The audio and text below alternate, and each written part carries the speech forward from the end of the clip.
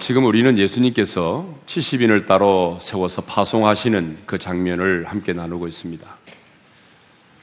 우리 지난주에 3절의 말씀을 묵상을 했는데 예수님은 70인을 파송하시면서 이렇게 말씀을 하셨습니다. 내가 너희를 보냄이 어린 양을 이리 가운데로 보냄과 같도다 라고 말씀하셨습니다. 왜 예수님은 70인 전도인을 파송하시면서 그들을 어린 양으로 말씀을 하셨을까요? 양이라고 하는 짐승은 짐승 중에서 가장 우둔하고 나약한 짐승을 상징하기 때문에 그렇습니다. 그런데 예수님은 이런 어린 양을 어디로 보내신다고 말씀하셨습니까? 이리 가운데로. 그래서 공동 번역과 우리말 성경은 이리떼에게로 늑대의 소굴로 번역을 하고 있습니다. 그러니까 하나님께서 저와 여러분을 보내신 곳이 어디냐 그러면 이리떼가 득실거리는 그 세상입니다. 늑대의 소굴로 우리를 보내신 것입니다. 왜 예수님은 우리가 보냄을 받은 이 세상을 이리떼, 늑대의 소굴이라고 말씀을 하실까요? 그것은 이리와 늑대가 가장 간교하고 교활하고 완악한 짐승을 상징하기 때문에 그렇습니다. 그런데 주님은 어린 양처럼 이렇게 미련하고 나약한 우리들을 이리 가운데로 보내셨습니다. 호랑이를 잡으려면 호랑이 굴로 들어가야 하듯이 영혼을 추수하려면 세상의 한복판으로 들어가야 하기 때문이죠. 그러므로 하나님의 제사인 우리는 이제 이 세상 속으로 이리떼가 울거리는 이 세상의 한복판으로 가야 합니다. 그리고 그 세상이라는 한복판에서 이리떼가 우글거리는 세상의 한복판에서 양으로 살아야 합니다. 지난 시간에 물었습니다만 다시 한번 질문하겠습니다. 어린 양과 이리떼가 싸우면 누가 이긴다고요? 이리떼가 이기죠. 여러분, 당연한 겁니다. 이 악한 세상이 이기게 되어 있습니다.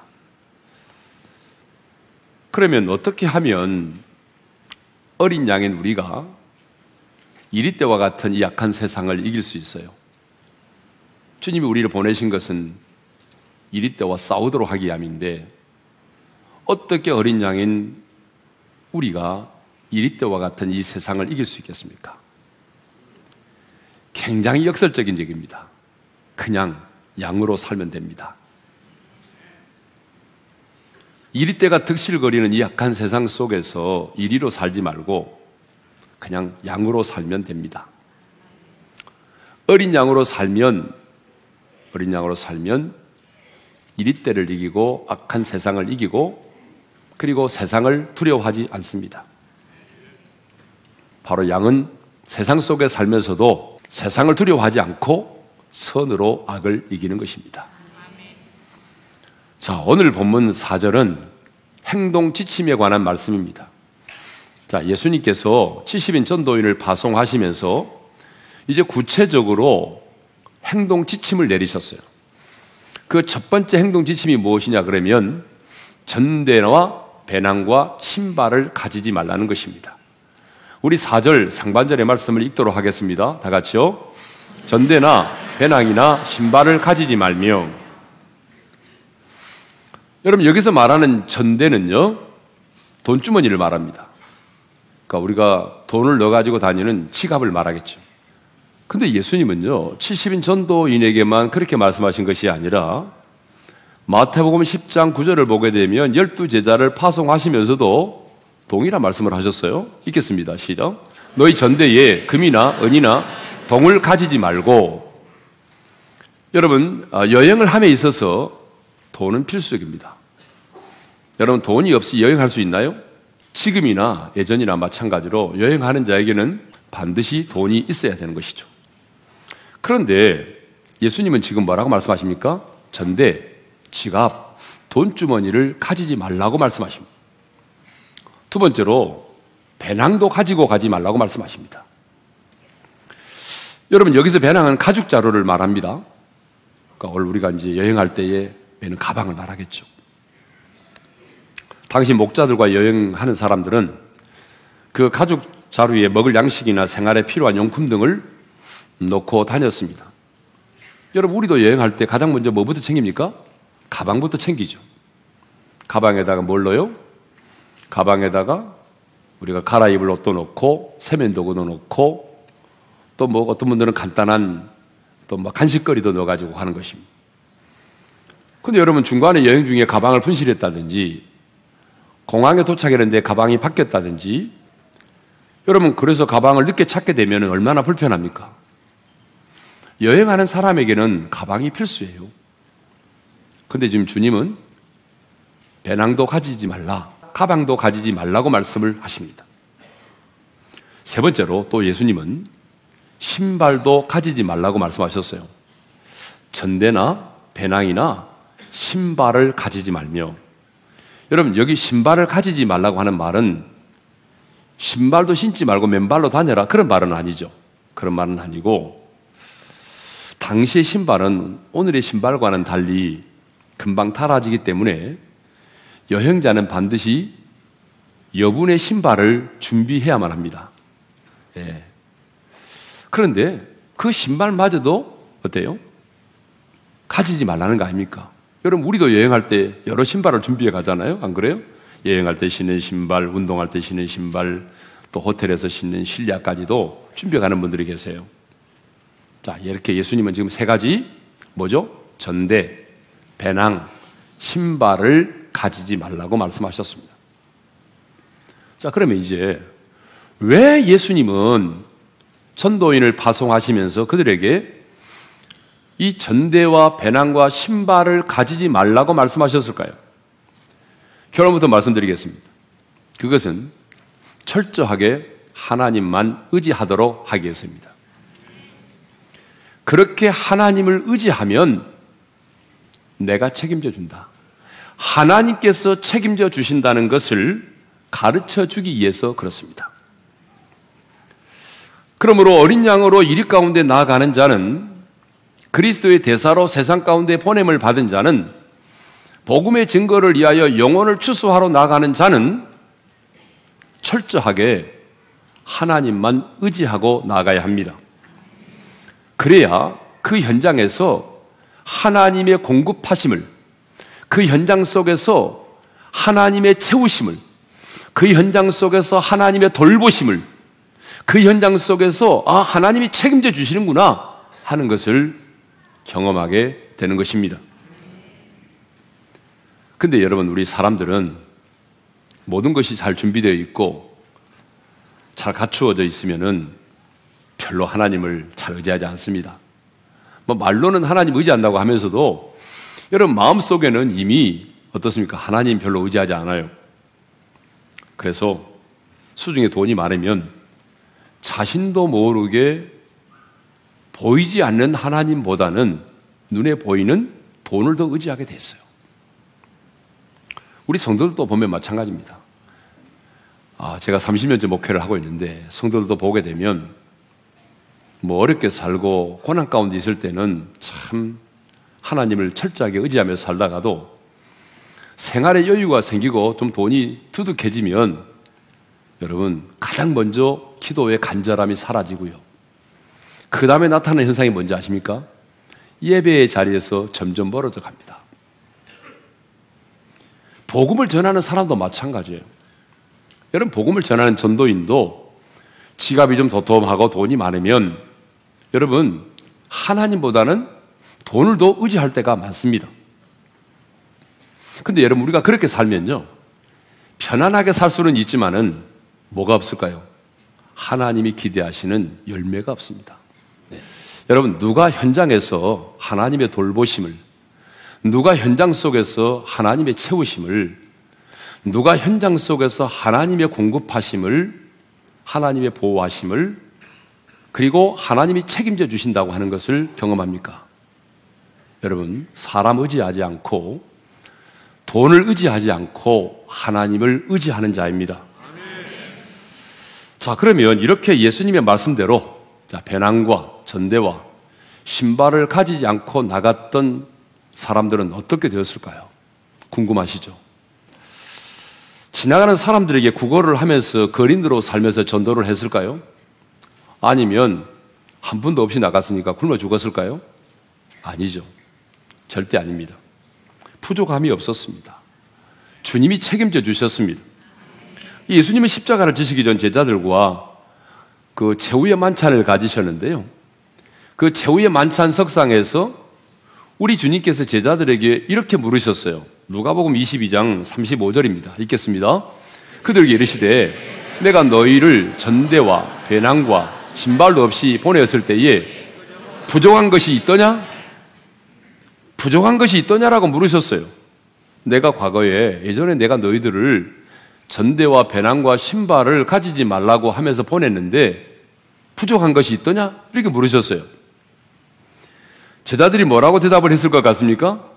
이렇게 대답을 했어요. 읽겠습니다. 시작. 이르되 없었나이다. 없었다는 거예요. 무슨 말입니까? 예수님의 말씀을 따라 아무것도 가지고 가지 않았지만은 복음 전파의 사역을 감당함에 있어서 부족함이 없었다는 것입니다. 정말 주님의 말씀대로 아무것도 가지고 가지 않았지만은 현장에서 하나님의 공급하심을, 하나님의 그 책임져 주심을 경험했다는 것입니다. 정말 주님의 말씀대로 믿고 순종하여 나갔더니 주님이 책임져 주셨습니다. 그런 간증이죠. 저는 우리 성도들에게 이런 간증이 있기를 바랍니다.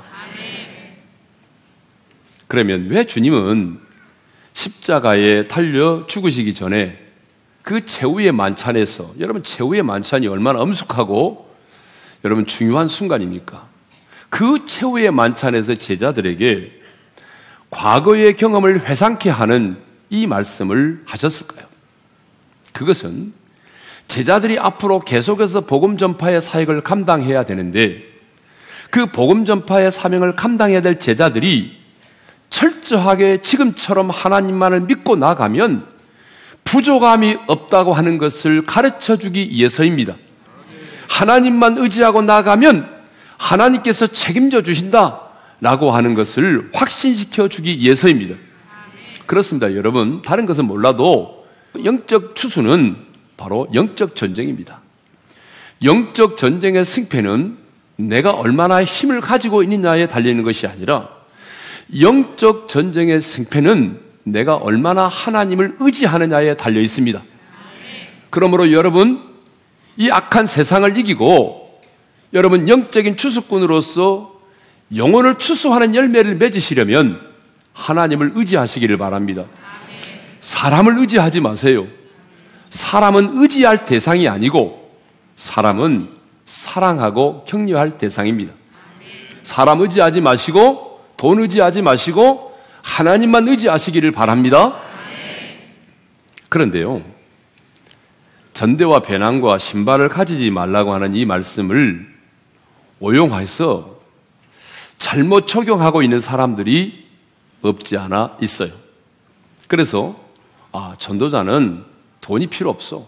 지갑도 가지고 가지 마. 선교사님을 보내놓고도 선교비가 없어야 현장에서 하나님의 임재를, 하나님의 채우심을 경험할 수 있는 거야. 그러면서 이 말씀을 근거로 선교비를 끌어버리는 분도 계십니다. 근데 여러분, 전대와 배낭과 신발을 가지지 말라는 말은 선교비를 주지 마라. 복음 전하는 자는 가난하게 살아야 된다. 예수 믿는 사람은 가난하게 살아야 된다. 그런 말씀이 결코 아닙니다. 그런데 이 말씀을 문자적으로 해석하는 분들이 계세요. 여러분, 예수 믿는 사람은 그렇게 살아야 된다는 말씀이 아니고 연이어 계속되는 주님의 말씀을 보게 되면 더 분명하게 확실히 알 수가 있어요. 자, 7절의 말씀을 보겠습니다. 다 같이요. 그 집에 유하며 주는 것을 먹고 마시라. 일꾼이 그 삭슬 받는 것이 마땅하니라. 보냄을 받으면 어느 집에 유하든지 간에 주는 대로 먹고 마시고 유하라는 거예요. 그리고 그 일꾼이 싹쓸 받는 것이 마땅하대요. 여러분, 전도인이 청빈하게 살아야 되겠지만 그럴지라도 전도인도 그 싹쓸 받는 것이 마땅하다라고 말씀을 하셨습니다. 그래서 예수님은요, 최후의 만찬 석상에서 제자들에게 질문을 던졌다고 그랬잖아요. 부족함이 있더냐? 없었나이다. 그때 주님이 곧바로 이렇게 말씀하셨습니다. 부족함이 없었습니다라고 고백하는 제자들에게 주님이 하신 말씀이 뭔지 아세요? 이 말씀입니다. 읽겠습니다. 이르시되 이제는 전대에 있는 자는 가질 것이요 배낭도 그리하고 검 없는 자는 겉옷을 팔아 살지어다. 이제는 이라고 말씀하십니다. 내가 과거에는 너희들에게 전대와 배낭과 신발을 가지지 말라고 했지만 이제는 전대에 있는 자는 가질 것이요 배낭 있는 자도 가질 것이요 심지어는 겉옷을 팔아서라도 칼을 사라고 말씀하셨습니다. 이 칼을 사라고 하는 말을 또 오용하는 분들이 있어요. 이 말은 칼을 사가지고 칼로 무장을 하고 싸우라 그런 말이 아닙니다. 여러분, 전도를 칼로 무장하여 싸우는 것이라고 한다면 왜 주님께서 베드로에게 그 말씀을 하셨겠어요? 베드로가 자신의 칼을 빼가지고 대제사장 종의 말고의 길을 떨어뜨렸을 때 주님 뭐라고 말씀하셨어요? 칼을 쓰는 자는 칼로 망하느니라. 네 칼을 칼집에 꽂아 넣으라 말씀하셨잖아요. 그러니까 검을 사라고 하는 말, 그리고 이제는 전대와 배낭을 가지라고 하는 이 말은 무슨 말이냐 그러면, 자, 이제 내가 예루살렘 올라가서 십자가에 달려 죽게 되고 이 땅을 떠나게 되면 너희들은 내가 있을 때보다도 훨씬 더 강력한 박해와 핍박을 받게 된다. 역사적으로 사실이었죠. 어마어마한 핍박이 너희들을 기다리고 있으니 이제부터는 전대에 있는 자는 전대를 가질 것이고 배낭 있는 자도 배낭을 가질 것이고, 무슨 말입니까? 단단하게 무장하고 철저하게 준비하여 단단한 각오를 가지고 복음을 전하라 그 말입니다. 그러니까 이 말씀을 우리가 문자적으로 해석을 해서 오용을 하면 안 됩니다. 전도인을 파송하시면서 전대와 배낭과 신발을 가지지 말라고 하는 이 말씀은 여러분 절대 진리의 말씀이 아니죠. 절대 진리의 말씀이라고 하는 것은 어떤 상황에도 결코 변개될 수 없고 타협이 될 수 없는 말씀을 말하는 거예요. 예를 들면은 하나님이 천지를 창조하셨다. 예수님만이 길이요 진리요 생명이다. 예? 예수를 믿음으로만 우리가 구원을 받는다. 결혼은 한 남자와 한 여자만 하는 것이다. 여러분, 이것은 뭐예요? 절대 진리입니다. 이거는 변개될 수도 없고 타협될 수 없는 것입니다. 그런데 오늘 주님께서 하신 말씀, 전도인을 파송하시면서 전대와 배낭과 신발을 가지지 말라, 이 말씀은 절대 진리의 말씀이 아니기 때문에 우리가 이 말씀을 문자적으로 해석을 하면 안 된다는 것입니다. 우리가 성경을 해석할 때에 문자적으로 해석해야 될 것도 있지만 가장 중요한 해석은 문맥에 의한 해석을 해야 되는 것이고, 왜 주님께서 이 말씀을 하셨는지, 하나님께서 이 말씀을 통해서 우리에게 주시고자 원하는 진정한 메시지가 무엇인지를 우리가 분명히 알아야 되는 것입니다.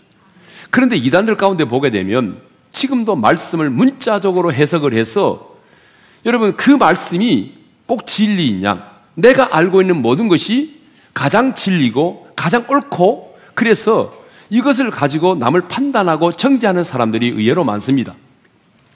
뭐 예를 들면은 구약의 안식일을 지키라고 하는 것도, 여러분 이제 우리가 새 언약의 백성인 우리는 어떻습니까? 새로운 재해석을 하는 거죠. 안식일의 그 정신은 지금도 변함이 없지만 우리는 구약의 안식일을 지키지 않습니다. 그렇죠. 그러니까 우리 주변에 보게 되면 이렇게 다양하게 하나님의 말씀을 문자적으로 해석을 해서 그것이 자기가 알고 있는 진리인 양 생각을 하고 남을 판단하고 정죄하는 일을 하는데, 그래서는 안 된다라고 하는 것이죠. 오늘 본문의 말씀도 배낭과 전대와 신발을 가지지 말라는 말씀도 문자적으로 해석을 해서는 안 된다라고 하는 것이죠. 네. 자, 그럼 이제 마지막으로 우리 예수님은 70인 전도인을 파송하시면서 길에서 아무에게도 무난하지 말라라고 하는 그런 행동 지침을 또 내리셨어요. 4절 하반절의 말씀을 읽겠습니다. 시작. 길에서 아무에게도 무난하지 말며. 여러분, 이 말씀을 또 문자적으로 해석하면 안 됩니다. 이 말씀을 인사도 하지 말라고 그러셨구나. 그래서 인사도 하지 말고 인사도 받지 말고 문안도 하지 말고 불친절하게 대하고 무례히 행해도 되는구나. 여러분, 이렇게 해석하면 안 된다는 것입니다. 복음을 전하러 나아가는 영적인 추수꾼은요, 인사성이 밝아야 됩니다. 누구보다도 친절해야 됩니다. 여러분, 안 그렇습니까? 복음을 위하여 나아가는 하나님의 사람이 세상 속에 살면서 인사도 안 해요? 근데 교인들 가운데 인사성이 없는 사람이 많아요. 여러분, 인사를 잘 하셔야 돼요. 일단 누구든지 보게 되면 먼저 인사를 하셔야 됩니다. 따라서 합시다. 먼저 인사합시다. 인사는 먼저 하셔야 돼요. 그러면 이 말이 무슨 말일까요? 당시 유대인들의 인사법을 알면 이해가 됩니다. 단지 문안 인사하지 말라 그런 얘기가 아니에요. 유대인들은 길거리에서 누구를 만나면 어떻게 인사를 하느냐, 몇 마디 말만 하는 것이 아니라 먼저 안부를 묻습니다. 서로 안부를 묻고 거기서 끝나는 것이 아니라 서로를 축복하는 시간을 갖습니다. 그러니까 신앙이 좋은 사람은 좋은 만큼 많은 말씀을 가지고 이 사람을 축복을 합니다. 그 사람은 또 축복을 받았으면 어떻게 하겠습니까? 이 사람도 축복을 빌어줘야 되겠죠. 그러니까 이 사람도 많은 말씀을 가지고 축복을 하게 됩니다. 그러니까 여러분, 이 축복의 시간이 너무 길어지는 것이죠. 길거리에서 만나는데 막 축복을 하는 거죠. 엄청나게 축복을 하는 것입니다. 거기서 끝나는 것이 아닙니다. 마지막에 또 포옹을 하고 또 입맞춤을 하고 헤어집니다. 지금 주님이 말씀하신 것은 바로 그 얘기입니다. 무슨 말이냐? 영혼을 추수하러 가는 자는 불필요한 의식이나 인사로 방해를 받거나 늦어지는 일이 있어서는 안 된다는 것입니다. 전도는 영적인 추수고 추수는 때가 있기 때문에 시간을 낭비하면 안 된다는 것입니다. 그만큼 영혼을 구원하는 일은 긴급하고 시급한 일이다, 그 말입니다. 여러분, 우리도 가끔 그럴 때 있지 않아요? 그럴 때 많죠. 자, 어떤 여집사님이 오늘 신방을 가기 위해서 나가는데 길거리에서 친구를 만났습니다.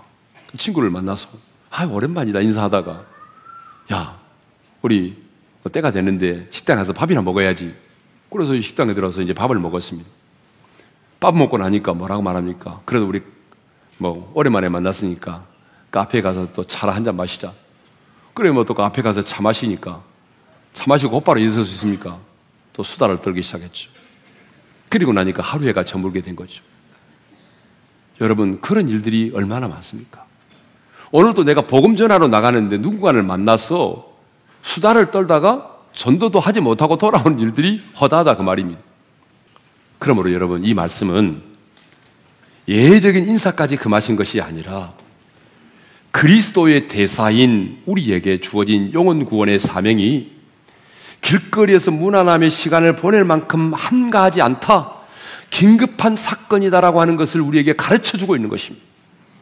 추수의 때는 1분 1초가 중요하다는 거예요.